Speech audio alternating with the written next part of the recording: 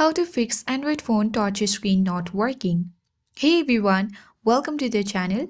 This is Rose and without further ado, let's begin. When an Android phone's touch screen stops working, it can be frustrating. So you need to first check for physical damage. Inspect the screen for cracks or damage.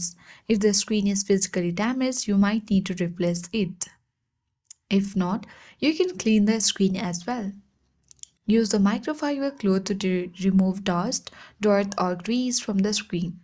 Ensure your fingers are clean and dry when you use the phone.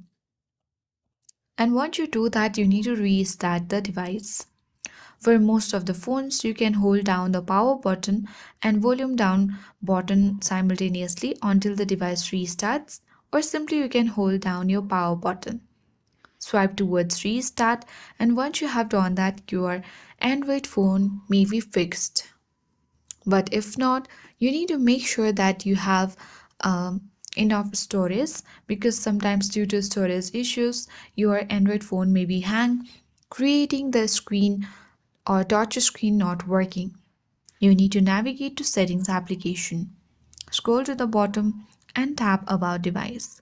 Choose Storage, and here you can easily clear unnecessary files, documents, photos, or videos and free up the space to fix your Android phone touchscreen not working.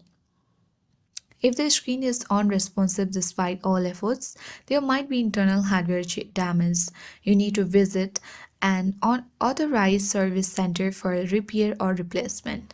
So, I hope this guide worked, and if you are new to our channel, hit the like button and subscribe. Thank you for watching, and I'll see you in the next video.